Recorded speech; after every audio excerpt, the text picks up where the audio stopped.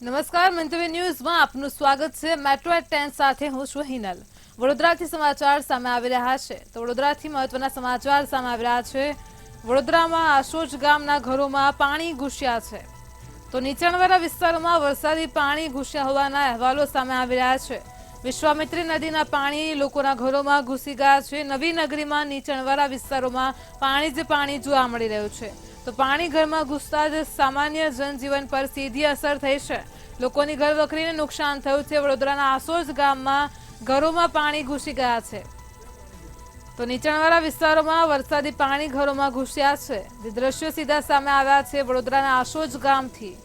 નીચાણવાળા વિસ્તારોમાં પાણી જ પાણી જોવા મળી રહ્યું છે। લોકોના ઘરોમાં સીધું પાણી ઘૂસી ગયું છે। ઘર વખરીને નુકસાન પહોંચ્યું છે। જનજીવન અસ્તવ્યસ્ત થઈ ગયું છે।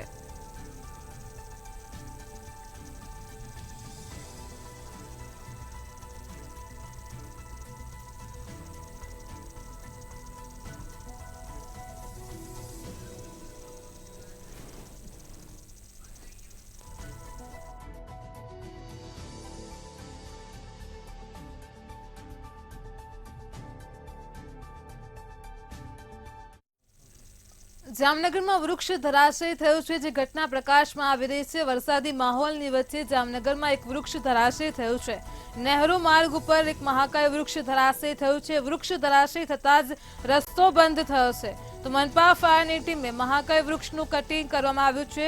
રસ્તાને ફરી ચાલુ કર્યો છે તો વરસાદ બાદ પવન ફૂંકાતા વૃક્ષ ધરાશયી થવાની ઘટના પ્રકાશમાં આવી છે।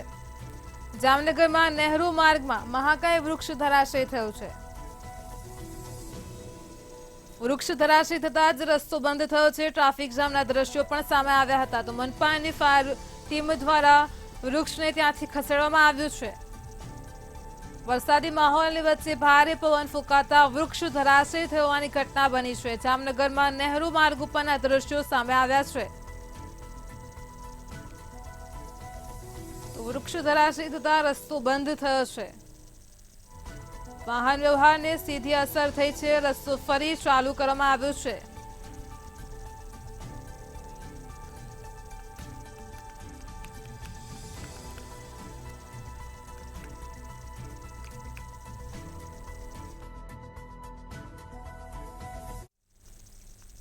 વડોદરામાં માનવ સર્જિત પૂર સર્જાયું હતું। 24 કલાક બાદ પણ પૂર વિસ્તારમાં જળબંબાકારની સ્થિતિ જોવા મળી છે।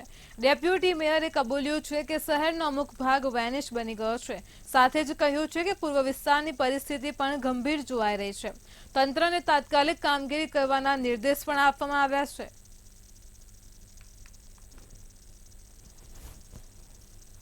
વડોદરા શહેરમાં વરસ્યો વરસાદ અને લોકો વડોદરામાં વરસાદ જોવા નીકળ્યા છે। મંતવ્ય ન્યૂઝ વરસાદમાં વડોદરા બતાવી રહ્યું છે। આપ સ્ક્રીન પર જોઈ રહ્યા છો લોકો વડોદરામાં વરસાદ જોવા નીકળ્યું છે ત્યારે મંતવ્ય ન્યૂઝ વરસાદમાં વડોદરા બતાવવા નીકળ્યું છે અને મહત્વની બાબત છે કે હાલ વડોદરા મહાનગરપાલિકાના ડેપ્યુટી મેયર ચિરાગ બારોટ અને વડોદરા શહેર સંગઠનના પ્રમુખ ડોક્ટર વિજય શાહ નાગરિકોની વારે આવ્યા છે જેમને 69 સભાસદોને જીતાડ્યા એ નાગરિકોની વેદના સાંભળવા નીકળ્યા છે। આપણે ડોક્ટર વિજય શાહને પૂછીશું શું કહો છો અત્યારે વડોદરા શહેરમાં પૂર જેવી પરિસ્થિતિ છે અને તંત્ર હજુ નજરે નથી પડ્યું અને તમે નાગરિકોની વારે આવ્યા છે। વડોદરા મહાનગરમાં ગઈકાલે એક જ દિવસમાં 18 ઇંચ જેટલો વરસાદ પડ્યો છે અને આપ જાણો છો કે આપણી જે કોઈ પણ વ્યવસ્થા હોય છે તે વ્યવસ્થાઓ એ અમુક પ્રકારના વરસાદ માટે તૈયાર કરેલી હોય છે ત્યારે એના કરતા વધારે વરસાદ પડ્યો છે। વડોદરા શહેરની મહાનગરપાલિકાની આખી ટીમ એટલે મેયર છે, ડેપ્યુટી મેયર છે, ચેરમેન છે, દંડક છે, અમારા ચૂંટાયેલા પ્રતિનિધિઓ બાળુભાઈ છે, મનીષાબેન છે, આ બધા જ લોકો તમે ફિલ્ડમાં જોઈ શકો છો। લોકોને ગઈકાલે મોટી સંખ્યામાં ભોજનની વ્યવસ્થા પણ આમના માધ્યમથી થઈ છે। 5000 કરતા પણ વધારે લોકોને ભોજન આપવામાં આવ્યું છે। તો વડોદરાની નગર પ્રાથમિક શિક્ષણ સમિતિની શાળાઓ પણ નીચાણવાળા વિસ્તારો માટે ખુલ્લી કરવામાં આવી છે ત્યારે આ વિસ્તારમાં જે પાણીનો પ્રશ્ન છે તેમાં નાગરિકોને સહાયરૂપ થવા માટે સંગઠન તરફથી 2 નંબર પણ આપવામાં આવે છે। ગઈકાલના દિવસ દરમિયાનમાં 25 જેટલા અલગ અલગ કોલ આ બંને નંબર ઉપર જોવા મળ્યા છે અને અત્યારે વાઘોડિયા રોડની પરિસ્થિતિમાં થોડીક વધારે જરૂરિયાત હોવાને કારણે વોર્ડ નંબર 15 ના અમારા ભારતીય જનતા પાર્ટીના પ્રમુખ અમિતભાઈ વ્યાસ અને સાથી કોર્પોરેટરો વોર્ડ નંબર 16 મારા ભારતીય જનતા પાર્ટીના પ્રમુખ નરેશભાઈ રબારી અને સાથી કોર્પોરેટરો એમની સાથે અમે લોકોની વચ્ચે છે. લોકોને પડતી મુશ્કેલીમાં હંમેશા સાથે રહેવું એ ભારતીય જનતા પાર્ટીનો ભાવ રહેલો છે. સેવા એ જ સંગઠન એ ભારતીય જનતા પાર્ટીની હંમેશા વિચારધારા રહી છે. હું એવું નહીં કહું કે ભાઈ તંત્રએ કામગીરી નથી કરી, પરંતુ ક્યાંક ને ક્યાંક કોઈ કચાશ રહી ગઈ છે, તો હવે એ સુધારી લઈશું. અને આજે એટલા માટે જ અમે જોવા નીકળ્યા છે કે ક્યાં ક્યાં હજુ પાણી ભરાયા છે અને એનો નિકાલ કેવી રીતે થઈ શકે. લોકોને ટ્રેક્ટરમાં મુસાફરી કરવી પડી રહી છે. કેમેરામેન કેતન સિંધે સાથે નિલેશ બ્રહ્મભટ્ટ, મંતવ્ય ન્યૂઝ, વડોદરા. સુરત જિલ્લામાં અનેક જગ્યાએ વરસાદી માહોલ જામ્યો છે, તે અનેક વિસ્તારોમાં વરસાદી પાણી ભરાયા હોવાની પણ સમસ્યા સામે આવી છે. જ્યારે સુરતના ઓલપાડનું કઠોદરા ગામ વરસાદી પાણીના કારણે સંપર્ક વિહોણું થયું હતું, તો ગામના માર્ગ ઉપર કીમ નદીના પાણી ફરી વળ્યા હતા. અહીં ગ્રામ્યમાં ભારે વરસાદને કારણે કીમ નદીમાં પાણીની આવક થઈ છે, તો વરસાદે વિરામ લીધો હતો, છતાં પણ સતત નદીનું લેવલ વધી રહ્યું છે.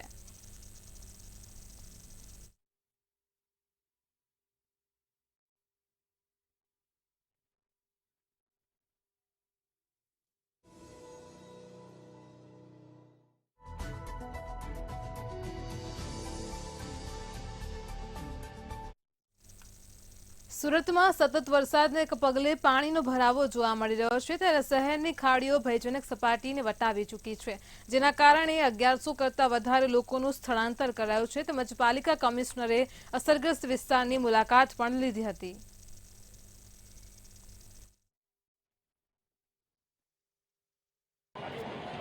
સતત ચોથા દિવસે પણ વરસાદ યથાવત જોવા મળી રહ્યો છે અને 4 દિવસ વરસેલા વરસાદે સુરત બગાડી દીધી છે. ત્યારે વરસાદ વરસતા સુરતની જે તમામ ખાડીઓ છે તે ઓવરફ્લો થઈ ચૂકી છે અને ઓવરફ્લો થતાં જે આસપાસના વિસ્તારો છે તે પ્રભાવિત થયા છે. ત્યારે Surat municipal commissioner Shalini Agrawal visit ખાતે નીકળ્યા છે, ત્યારે આપણા વચ્ચે શાલિની અગ્રવાલ ઉપસ્થિત છે. આપણે એમની સાથે વાતચીત કરીશું. જી મેડમ, શું કહેશો? સુરત બગડી ચૂકી છે, શું કહેશો? સુરતમાં છેલ્લા 3-4 દિવસમાં ખૂબ ભારે વરસાદ થઈ છે. સાથે સાથે જો ઉપરવાળા વિસ્તાર છે ત્યાં પણ વરસાદ વધારે થઈ છે અને એ બધાનું ઇફેક્ટ ખાડીઓમાં અને તાપી રિવરમાં થયું છે. સાથે સાથે જો સમુદ્રનું હાઈ ટાઈડનું પણ ઇફેક્ટ ખાડીઓમાં અને સુરત શહેરમાં જોવાનું મળી રહ્યું છે. પણ સુરત મહાનગરપાલિકા તરફથી 24 અવર્સ કંટ્રોલ રૂમ કાર્યરત છે અને એમનું બધા જ લેવલ્સનું કન્ટિન્યુઅસ મોનિટર કરવામાં આવી રહ્યું છે. જે પણ લો લાઇંગ એરિયાઝ છે જ્યાં પાણી ભરાવાની શક્યતા છે કે ખાડીના આજુબાજુના એરિયાઝમાં પાણી ભરાવાની શક્યતા છે, ત્યાં મહાનગરપાલિકા તરફથી રાત દિવસ શિફ્ટિંગ કરાવવા માટેની કામગીરી કરવામાં આવી છે. કાલે રાત્રે સુધીમાં 1150 જેટલા લોકોને શિફ્ટ કરવામાં આવ્યા હતા. એમના માટે ફૂડ પેકેટ, પાણીની વ્યવસ્થા, મેડિકલ ટીમ્સની વ્યવસ્થા અને શેલ્ટર હોમ્સની વ્યવસ્થા કરવામાં આવેલ છે. સાથે સાથે જ્યાં સોસાયટી વિસ્તારમાં પાણી ભર્યા છે ત્યાં પણ ફાયરની બોટ્સ મારફતે જીવન જરૂરિયાતની વસ્તુ લોકોને પૂરી પાડવામાં આવી રહી છે.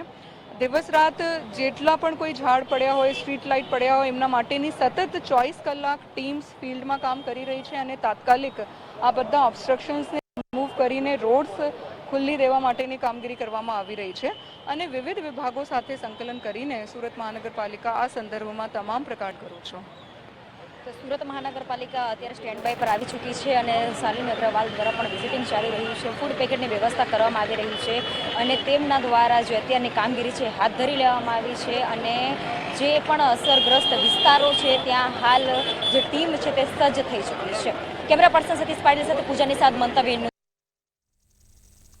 જૂનાગઢમાં અવિરત વરસાદ વરસ્યો હતો, જેને લઈને તમામ તાલુકા સહિત ગ્રામ્ય પંથક પાણીમાં ગરકાવ થયા છે. વધુ વરસાદના કારણે નદીઓમાં ઘોડાપૂર આવ્યો હોય તેવી પરિસ્થિતિ પણ જોવા મળી હતી. આ સાથે જ નદીના પાણી પણ નીચાણવાળા વિસ્તારોમાં ફરી વળ્યા હતા, જેને લઈને કેશોદના ધારાસભ્યએ ગીડ પંથકની મુલાકાત લીધી હતી. ધારાસભ્ય દેવાભાઈ માલમે અસરગ્રસ્તોની મુલાકાતે પહોંચ્યા હતા. વધુ વરસાદને કારણે ગામડાઓમાં ખેતરો અને રસ્તાઓનું ધોવાણ થયું છે, જેને લઈને લોકો પરેશાન થયા છે.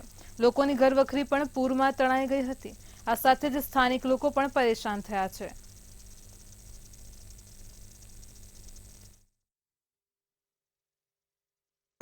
વિસ્તારમાં અતિ વરસાદ થયા. ઉપરવા 8-10-12 ઇંચ વરસાદ હોય અને ડેમ ભરાણા હોય એના પાટિયા ખુલે અને નદીઓ આવતી હોય ના વરસાદ હોય એટલે ખેડ વિસ્તારમાં દરેક જગ્યાએ અતિ નુકસાન અને ખેડૂતને જેને નુકસાની છે એ બધાને એનો લાભ મળે. અને જ્યાં પાણી ભરાણા, ઘણા ઘરોમાં પાણી ભરાણા, જ્યાં પાટિયા પાતા ન નીકળે ને તો વધુ. અમદાવાદમાં ભારે વરસાદને લીધે રેલવે પર પણ તેની અસર જોવા મળી રહી છે અને ત્યારે પશ્ચિમ રેલવે દ્વારા કેટલીક ટ્રેનોને રદ અને ડાયવર્ટ કરવામાં આવી છે. તો પશ્ચિમ રેલવેના અમદાવાદ મંડળ પર ધારેવાડા સિદ્ધપુર છાપી સ્ટેશનો વચ્ચે ડબલ લાઇનના સંબંધ નોન ઇન્ટરલોકિંગ કામ માટે બ્લોક કરાયા છે અને જેના લીધે પશ્ચિમ રેલવેની 2 ટ્રેનો રદ થઈ છે અને 41 ટ્રેનોનો માર્ગ ડાયવર્ટ કરાયો છે. पश्चिम रेलवे के अहमदाबाद मंडल पर महसाना पालनपुर रेलखंड पे धारेवाड़ा सिद्धपुर छापी स्टेशनों के बीच में डबल लाइन का कार्य प्रगति पे है. इसके लिए नॉन इंटरलॉकिंग का ब्लॉक लिया गया है. इसके चलते हुए कुछ ट्रेनों 2 ट्रेनों को रद्द किया गया है जो शॉर्ट डिस्टेंस ट्रेन हैं. 2 ट्रेनों को आंशिक रूप से रद्द किया गया है. इसके साथ में करीब 41 ट्रेनों को डाइवर्ट रूट से परिवर्तित रूप से भेजा जा रहा है. ये जो कार्य है इसके पूर्ण होने पर जो गाड़ियों को परिवर्तित रूप से भेजा जा रहा है. ચાંદીપુરા વાયરસના કેસો સતત વધી રહ્યા છે જેને પગલે ભયનો માહોલ પણ ઊભો થઈ રહ્યો છે. તે અંતર્ગત અમદાવાદના સોલા સિવિલમાં ચાંદીપુરાના 2 દર્દી દાખલ છે. જોકે તેમાંથી મહેસાણાના 1 દર્દીનો રિપોર્ટ નેગેટિવ આવ્યો છે જેને લઈને તંત્રે પણ હાશકારો અનુભવ્યો છે. સાથે જ બીજો દર્દી પણ સાણંદનો ત્યાં દાખલ છે તેનો રિપોર્ટ પણ આજ સાંજ સુધીમાં આવી શકે તેવી માહિતી મળી હતી અને ત્યારબાદ તે મુજબ આગળની સારવાર હાથ ધરાશે.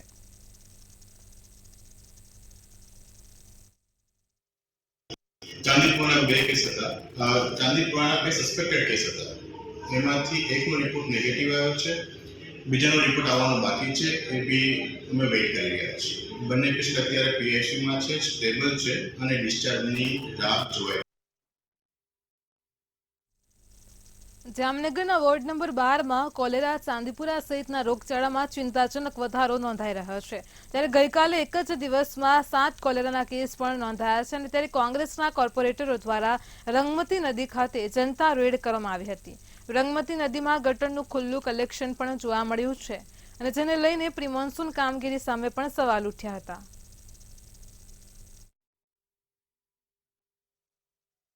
નદી ગટરમાં તબદીલ થઈ ગઈ છે અને એ નદીના પાણી છે એ સીધા પાણી તળમાં ઉતરે છે. એ પાણી લોકો ડંકીના બોરમાં પીએ છે. એના લીધે આ કોલેરાના કેસ વધ્યા છે, આ ચાંદીપુરાના કેસ વધ્યા છે. આજે વાસ્તવિકતા મહાનગરપાલિકાને દેખાડવા માટે કે જે ભૂગર્ભ ગટરના મોરકંડા રોડ ઉપર આશરે 15 થી 20 સોસાયટી હોય ને 10,000 ઉપરની વસ્તી હોય, એ બધું ગંદુ પાણી આપણી નજર સમક્ષ જેમ આપણે જોયું અત્યારે ખરેખર એ ભૂગર્ભ ગટરમાં જોડાણ થવું જોઈએ રિવરફ્રન્ટમાં. જે નથી થયું એ નદીમાં ખુલ્લામાં કનેક્શન છે, એના લીધે આ બીમારીઓને રોગચાળો ફાટી નીકળ્યો છે. કે આ જે નદી છે તેમાં ઘણા ટાઈમથી ભૂગર્ભ ગટરના પાણીના નિકાલ આ નદીમાં છોડવામાં આવે છે અને જેના લીધે અત્યારે વોર્ડ નંબર 12ના જે આ વિસ્તાર છે તેમાં તળમાં જે આ ભૂગર્ભનું પાણી છે તે મિક્સ થઈ ગયું છે અને જે લોકોના ઘર સુધી આ જ પાણી પહોંચે છે. બીજો ઓપ્શન નથી. એટલે જે લોકો ડંકીનું પાણી પીતા હોય એ નળનું પાણી એને ન જ ફાવે. એટલે જે આ પાણી છે તેમાં અત્યારે ભૂગર્ભ ગટરનું પાણી મિક્સ થઈ ગયું છે અને એ પાણીના લીધે અત્યારે ઘરે ઘરે કોલેરાના કેસ છે અને કમિશનર સાહેબ દ્વારા એવી વાત કરવામાં આવી, સત્તાધીશો દ્વારા પણ એવું કહેવામાં આવે છે કે લોકોએ જાગૃત થવું જોઈએ. હા, લોકોએ જાગૃત થવું જોઈએ, પણ લોકોની પહેલે જ્યારે આપણી જવાબદારી થાય છે જેમની, એ ક્યારે જાગૃત થશે, મારે એવું પૂછવું છે. વિધાનસભા ક્ષેત્રમાં એક ખાસ બિલ ચોમાસા સત્ર દરમિયાન ગૃહમાં રજૂ કરાશે. સૂચિત કાયદાની જોગવાઈઓ હેઠળ સ્થાનિક પ્રોસિક્યુશન એજન્સીઓને ભ્રષ્ટાચાર આચરતા કર્મચારીઓની આવકના જાણીતા સ્ત્રોતોથી વધુની સંપત્તિ જપ્ત કરવા માટે કોર્ટની કાનૂની પ્રક્રિયામાંથી પસાર થયા વિના જ કર્મચારીઓના ડીએ જપ્ત કરવાની સત્તા આપવામાં આવશે. આ કાર્યવાહી માટે ગૃહ વિભાગે સૈદ્ધાંતિક મંજૂરી પણ આપી દીધી હોવાના અહેવાલ છે, જેનો અંતિમ ડ્રાફ્ટ પણ તૈયાર કરી દેવામાં આવ્યો છે. સત્તાનો દુરુપયોગ કરીને વ્યાપક ગેરરીતિ આચરી અઢળક સંપત્તિ ભેગી કરી છે. ત્યારે સરકાર હવે આવા અધિકારીઓ ઉપર અંકુશ લાવવા માટે નવો કાયદો વિધાનસભા ગૃહમાં લાવી રહી છે. સૂત્રોના જણાવ્યા અનુસાર ગુજરાત સરકાર ભ્રષ્ટાચાર આચરતા બાબુઓના સકંજામાં તેમના ડીએ એટલે કે તેમની મિલકત જપ્ત થાય ત્યાં સુધીની કડક કાર્યવાહી કરવામાં આવશે. એટલું જ નહીં, તેમના સગા સંબંધીના કે મિત્રના નામે જે પણ સંપત્તિ હશે તે જપ્ત થાય તેવો એક કડક કાયદો વિધાનસભામાં લાવી રહી છે અને આ બાબતે ગૃહ વિભાગ તરફથી સમર્થન પણ આપી દેવામાં આવ્યું છે.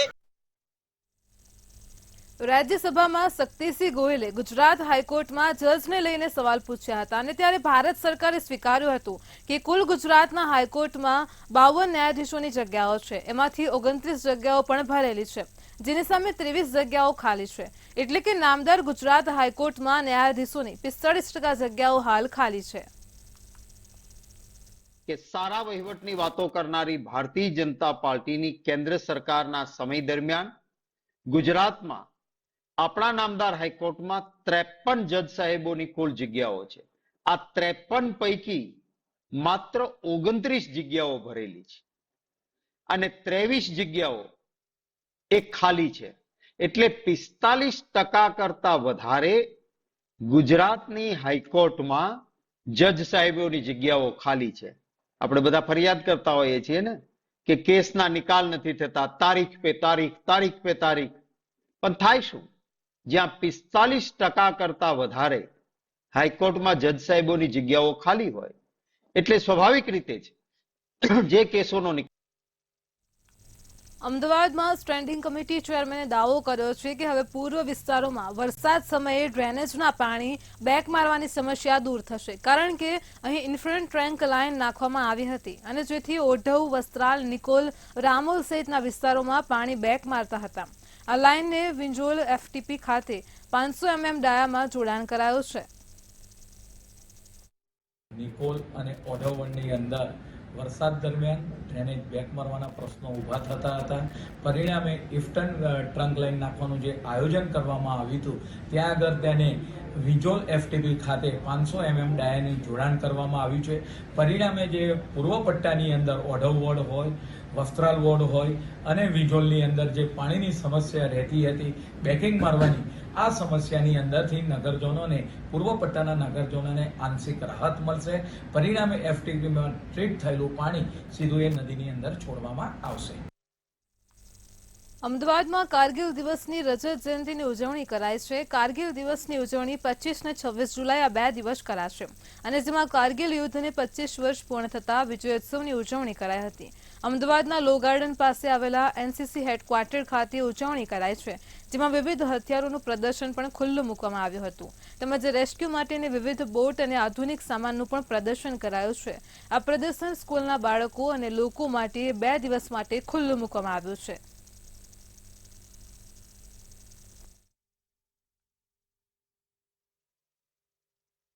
सर बहुत प्राउड फील होता है. एक फर्स्ट तो जो कारगिल विजय दिवस है जो 26 जुलाई को आज हम कल मनाने वाले हैं, जो अभी हम जो स्पोर्ट्स इक्विपमेंट, जो डिफेंस इक्विपमेंट देख रहे हैं जिससे कारगिल में यूज़ हुए थे, इसको देख के सर हमको बहुत प्राउड फील होता है. अभी हम सब को जानने को मिल रहा है कि कैसे इक्विपमेंट होते हैं, इसका यूज़ कैसे किया जाता है. मैं अपने आप को भाग्यशाली मानता हूँ कि मेरे को ऐसा महसूस करने को मिल रहा है कि इस सारे वेपन्स जो कारगिल वॉर में यूज़ किए थे अपने आर्मी लोगों ने, वो मैं भी देख रहा हूँ, उनको समझ रहा हूँ कैसे यूज़ किए होंगे, वो वहाँ पे क्या कर रहे होंगे, कैसी गाड़ियाँ चला रहे होंगे, कैसे लोगों को मार रहे होंगे, कैसे वो महसूस कर रहे होंगे, वो मैं भी महसूस कर सकता हूँ. અને આજે કારગિલ દિવસની ઉજવણી તરીકે આપણે એનસીસી લોકો એક્ઝિબિશન રાખ્યું છે, જેથી કે વેપન્સનું ને બધું ઇન્ટ્રોડક્શન અમને મળે છે, જાતના વેપન્સ જોવા મળે છે. એટલે અમે તો અત્યારે 2-3 વર્ષથી જ છે, એટલે અમે તો જોયા નથી, એટલે અમારી માટે તો નવું જ છે અને ખાસું શીખવા મળે છે. નવા વેપન્સ કઈ રીતે યુઝ કરવા, કઈ રીતે એની પોઝિશન હોય છે, અને પહેલાં જ્યારે કારગિલ વોર થયું હતું ત્યારે એ વેપન કઈ રીતે લોકોએ યુઝ કર્યા હતા અને કઈ રીતે દુશ્મનોને ઘાયલ કર્યા હતા એ અમને જાણવા મળ્યું છે. અમદાવાદમાં આવેલી જેજી ઇન્ટરનેશનલ સ્કૂલે જાપાનની કાયમી જાંકુઈ સ્કૂલ સાથે કોલેબોરેશન કર્યું છે. ગુજરાતની પ્રથમ ઇન્ડો જાપાની સ્કૂલ અમદાવાદમાં શરૂ થઈ રહી છે. જાપાન અને ભારત વચ્ચે શૈક્ષણિક શ્રેષ્ઠતા અને સાંસ્કૃતિક વિનિમયને પ્રોત્સાહન આપવા માટે એક મહત્વપૂર્ણ ભાગીદારીથી 2 પ્રતિષ્ઠિત દેશની શૈક્ષણિક સંસ્થાઓ વચ્ચે શિક્ષણનો નવો માપદંડ સ્થાપિત થશે. આ શુભ પ્રસંગે જેજી સ્કૂલના પ્રિન્સિપાલ ડોક્ટર કવિતા શર્મા તેમજ કેમઈ ગાયુકુઈ હાઈસ્કૂલના આચાર્ય ઇબુસ્કી ચિંકારા ખાસ ઉપસ્થિત રહ્યા હતા. ગુજરાતમાં પ્રથમવાર ઇન્ડો જાપાની સ્કૂલની શરૂઆત થઈ રહી છે, જેમાં જેજી ઇન્ટરનેશનલ સ્કૂલમાં સાકુરા નર્સરી વિભાગનું ઇનોગ્રેશન કરવામાં આવ્યું છે.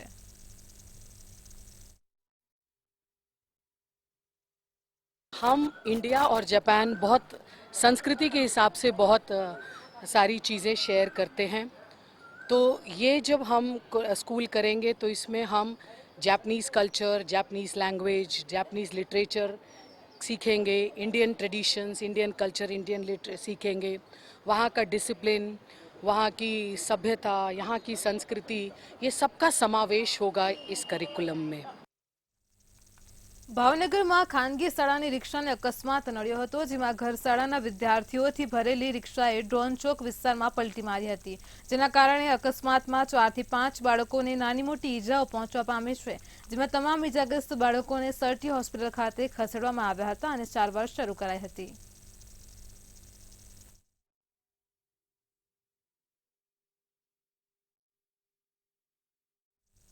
અમદાવાદમાં વધુ એક નકલી ડોક્ટર ઝડપાયો છે। સમાચાર સામે આવી રહ્યા છે અમદાવાદથી ફરી એકવાર બોગસ ડોક્ટર ઝડપાઈ ગયો છે। તો અમદાવાદથી સમાચાર સામે આવી રહ્યા છે। અમદાવાદમાં ગુંડી ગામે વધુ એક નકલી ડોક્ટર ઝડપાયો છે। એસઓજીએ ડિગ્રી વગરના ડોક્ટરને ઝડપી પાડ્યો છે। એસઓજી દ્વારા કાર્યવાહી હાથ ધરાઈ છે। બોગસ ડોક્ટરને ઝડપી પાડવામાં આવ્યો છે। મૂળ પશ્ચિમ બંગાળના સંજય બિશ્વાસની ધરપકડ કરી છે।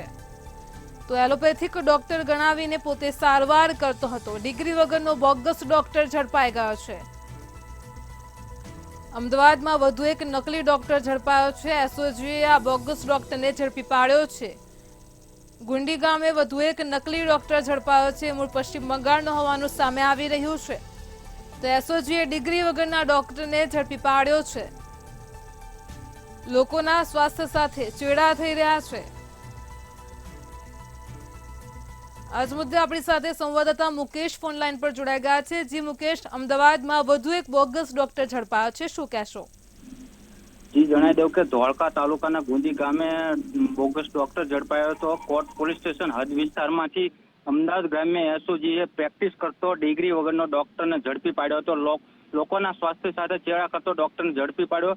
એમ ધી એક્ટ રજિસ્ટ્રેશન એક્ટ 1963 ની કલમ 30 મુજબ અમદાવાદ ગ્રામ્ય કાર્યવાહી હાથ ધરી હતી। અમદાવાદ ગ્રામ્યમાં બોગસ ડોક્ટરોનો રાપટો ફાટ્યો હોય તેવું લાગી રહ્યું છે।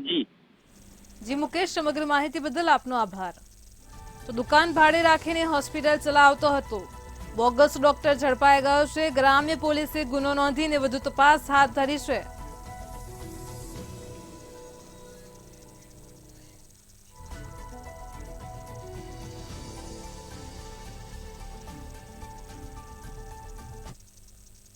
રાજકોટમાં ચાંદીની હેરફેર કરતા એક શખ્સની ધરપકડ કરવામાં આવી છે। સમાચાર સામે આવી રહ્યા છે રાજકોટથી। તો ચાંદીની હેરફેર કરતો એક શખ્સ ઝડપાઈ ગયો છે। સમાચાર સામે આવી રહ્યા છે રાજકોટની ઘટના છે। લાખોની ચાંદી સાથે રેલવે પોલીસે એક શખ્સને ઝડપી પાડ્યો છે। છોટુ શર્મા નામના શખ્સને રેલવે સ્ટેશન પરથી ઝડપી લેવામાં આવ્યો છે। 55.38 કિલો અલગ અલગ ચાંદીના દાગીના પોલીસે જપ્ત કર્યા છે। ચાંદીની હેરાફેરી કરતો શખ્સ ઝડપાયો છે। 24 લાખથી વધુ રકમના ચાંદીના દાગીના મળી આવ્યા છે। તો રેલવે સ્ટેશન પરથી આ શખ્સ ઝડપાઈ ગયો છે। પોલીસે કયા વેપારીના દાગીના છે તે અંગે પણ પૂછપરછ આદરી છે। તો લાખોની ચાંદી સાથે રેલવે પોલીસે એક શખ્સને ઝડપી પાડ્યો છે। રાજકોટની ઘટના છે। રાજકોટમાં છોટુ શર્મા નામના શખ્સને રેલવે સ્ટેશન પરથી ઝડપી પાડવામાં આવ્યો છે। 55.38 કિલો અલગ અલગ ચાંદીના દાગીના પણ પોલીસે તેની પાસેથી જપ્ત કર્યા છે। તો રૂપિયા 24 લાખથી વધુ રકમના ચાંદીના દાગીના પણ મળી આવ્યા છે। તો રાજકોટમાં ચાંદીની હેરાફેરી કરતો એક શખ્સ ઝડપાઈ ગયો છે। પોલીસે આ શખ્સની ધરપકડ કરી છે। લાખોની ચાંદી સાથે રેલવે પોલીસે એક શખ્સને ઝડપી પાડ્યો છે। છોટુ શર્મા નામના શખ્સને રેલવે સ્ટેશન પરથી ઝડપી લેવામાં આવ્યો છે। તો 55.38 કિલો અલગ અલગ ચાંદીના દાગીના પણ જપ્ત કરવામાં આવ્યા છે। રૂપિયા 24 લાખથી વધુ રકમના ચાંદીના દાગીના તેની પાસેથી મળી આવ્યા છે। આજ મુદ્દે આપણી સાથે સંવાદદાતા ધ્રુવ કુંડેલ ફોન લાઈન પર જોડાઈ ગયા છે। જી ધ્રુવ, રાજકોટમાં રેલવે પોલીસે એક શખ્સને ઝડપી પાડ્યો છે। લાખોની ચાંદીની હેરાફેરી કરતો હતો, વિગતો મળી છે, શું કહેશો? ચોક્કસથી રેલવે પોલીસની ખૂબ જ મોટી કાર્યવાહી છે। ગેરકાયદેસર રીતે હેરફેર થતા લાખોની ચાંદીની જે કહી શકાય કે જે ફેરફાર થતો હતો તેને જ લઈને એક કહી શકાય કે એક વ્યક્તિની ધરપકડ છે તે કરવામાં આવી છે. છોટુ શર્મા નામનો આ વ્યક્તિ છે તે રેલવે સ્ટેશનથી પકડાયો છે. 55 કિલો 380 ગ્રામ જેટલું અલગ અલગ ચાંદીના દાગીના સાથે આ જે શખ્સ પકડાયો છે. ખાસ તો 24 લાખથી વધુ રકમની આ ચાંદીના દાગીના પોલીસને મળી આવ્યા છે. આ જે છોટુ શર્મા છે તે કયા વેપારી સાથે સંકળાયેલો છે તેની ક્યાંક ને ક્યાંક તપાસ છે તે શરૂ કરવામાં આવી છે અને આ પાર્સલ કયા વેપારીનું હતું તેને લઈને પણ પૂછપરછ છે તે શરૂ કરવામાં આવી છે. એટલે કે આ સાથે રેલવે પોલીસને ક્યાંક ને ક્યાંક એક બાતમી મળી છે કે આવા હજુ પણ કેટલાક શખ્સો હશે કે જે ચાંદી સોનાની હેરફેર રેલવે એટલે કે ટ્રેનના માધ્યમથી કરતા હોય છે અને તેના ઉપર પણ હવે ક્યાંક ને ક્યાંક ચાપતી નજર છે તે રાખવામાં આવશે. જી ધ્રુવ, સમગ્ર માહિતી બદલ આપનો આભાર.